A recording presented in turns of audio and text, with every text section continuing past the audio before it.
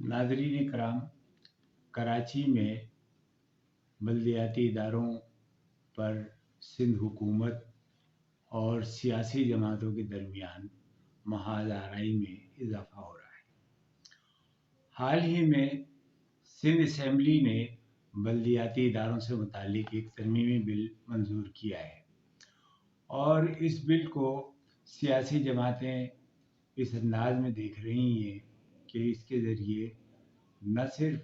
सिंध के बल्दियाती इदारों को जो कुछ हुकूक हासिल थे, ख़ास तौर से कराची में जो हॉस्पिटल्स और कुछ इदारे थे जिनसे बल्दिया को कुछ सहूलतें और इख्तियारात हासिल थे, वो अब ख़त्म कर दिए गए। तो इसके नतीजे में बल्दियाती निज़ाम, जहां कराची का वैसे ही गुज़िश्ता 3 साल से यहाँ मुंतखब बल्दियाती नुमाइंदे नहीं हैं, एडमिनिस्ट्रेटर बिठाया हुआ है, शहर के हालात वगरगू हैं, सड़कों की हालत टूटी फूटी है, कचरे के ढेर लगे हैं। इसलिए लोग इस बात का मुतालबा करते हैं कि शहर में मुंतखब क़यादत लाई जाए, बल्दियाती इंतखाबात कराए जाएँ और कराची के बल्दियाती इदारों को कुछ इख्तियारात दिए जाएँ और ऐसे इख्तियारात दिए जाएँ जिनके ज़रिए वो शहरियों को कुछ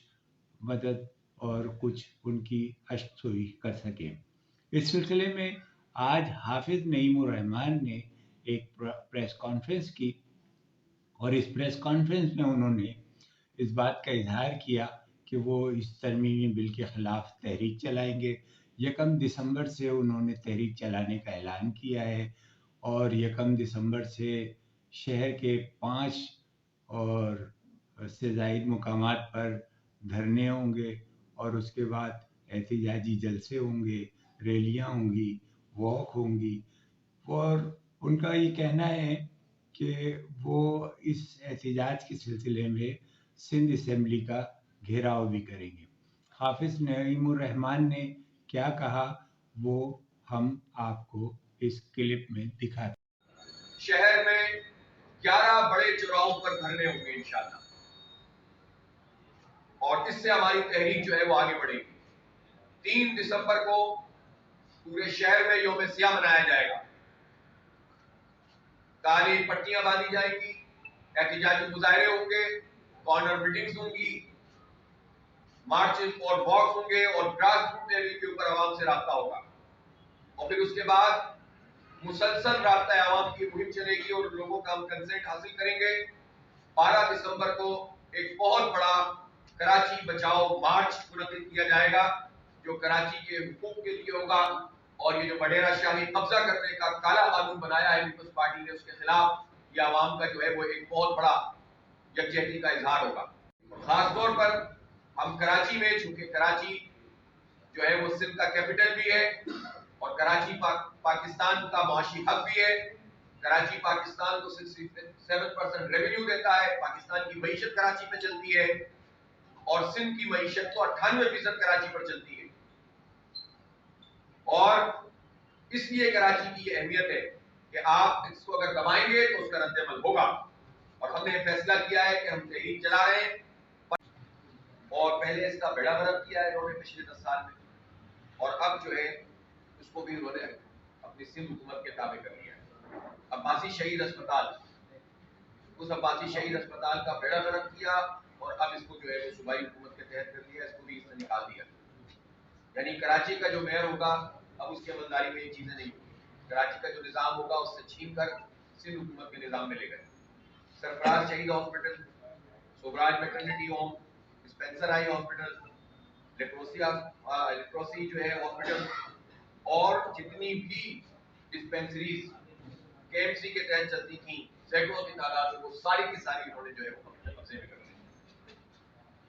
यहाँ तक के दूध सप्लाई स्कीम जिसके नतीजे में जो बल्दियाती हुकूमत है उसको 5-6 करोड़ रुपए माहाना की आमदनी हो जाती थी, उस आमदनी को भी इन्होंने हथिया लिया,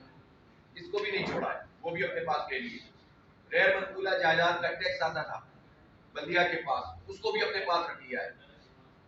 پیدائش اور اموات، ڈیتھ سرٹیفکیٹ، برتھ سرٹیفکیٹ اور شادیاں، اس کو بھی جو ہے انہوں نے پہلے یہ یوسی اور ٹاؤن کے نظام میں ہوتا تھا، اس کو بھی نکال دیا. اس کا مطلب ہے یہ بھی جو ہے وہ قبضہ ہو گیا. اسی طرح انفیکشن ڈیزیز، پرائمری ایجوکیشن اور کے ایم سی کے تحت جتنے بھی ادارے تھے وہ سب ہٹا دیے، اور ساتھ ساتھ جو اس کی مینٹیننس اور اس کی بلڈنگ، اس طرح کی چیزیں تھیں جو اس کے پروویژن میں موجود تھیں، وہ سب کے سب اس لیے کہ مال بنتا ہے اس سے. ہم دیکھ رہے ہیں کہ پورے سندھ میں جس طرح سے کھا رہے ہیں مینٹیننس کے نام پر. بنیادی صحت کے جتنے مراکز وغیرہ تھے وہ سب لے لیے، میڈیکل ایجوکیشن لے لی. فوڈ اور ڈرنک سے متعلق قانون سازی کا جو اختیار تھا، میں ایک مرتبہ پھر ناصر حسین شاہ صاحب کی اس بات کو طرف کرتا ہوں جو انہوں نے میڈیا سے بات کرتے ہوئے کہی اور اسمبلی میں بھی کہی کہ ہم نے جماعت اسلامی کی تجاویز کو بھی پیش نظر رکھتے ہوئے یہ بل بنایا ہے. جماعت اسلامی کراچی نے جو تجاویز دی تھیں وہ آپ سب کے سامنے، ہم نے میڈیا پر اس کو اسی لیے بیان کیا تھا، اور اس میں جو بنیادی بات تھی وہ یہ تھی کہ یہ کوئی کارپوریشن نہیں بلکہ شہری حکومت کا نظام ہونا چاہیے، جیسا کہ آئین میں لکھا ہوا، لوکل باڈیز گورنمنٹس لکھا ہوا. تو انہوں نے گورنمنٹ کا تو نظام رکھا ہی نہیں. دوسری بات یہ تھی کہ ہم نے کہا تھا کہ کراچی کو میگا سٹی گورنمنٹ کا اسٹیٹس ملنا چاہیے. تو میگا سٹی گورنمنٹ کا اسٹیٹس کیا دیتے؟ جو بے اختیار قسم کا ایکٹ پہلے سے موجود تھا اس میں بھی جو ہے انہوں نے مزید خرابی پیدا کر دی اور چیزیں چھین لی. اور 2021 میں جو پیپلز پارٹی کی گورنمنٹ لائی ہے یہ بدترین اصلاحیت ہے. یہ سندھ کے شہری آبادیوں کو اور بالخصوص کراچی کے 3 کروڑ سے زائد لوگوں کو غلام بنانے کا، کراچی کے تمام اداروں اور وسائل پر قبضہ کرنے کا بل ہے. اور اس کے اندر یہ نیت ہی نہیں عمل بھی ظاہر ہو رہا ہے کہ پیپلز پارٹی زیادہ سے زیادہ لوٹ مار کرنے کے لیے تمام اداروں پر قبضہ بھی کرنا چاہتی ہے، اور اس کا جو اپنا ایجنڈا ہے نوکریوں کی بندرگاہ، تعصبات کو پروان چڑھانا،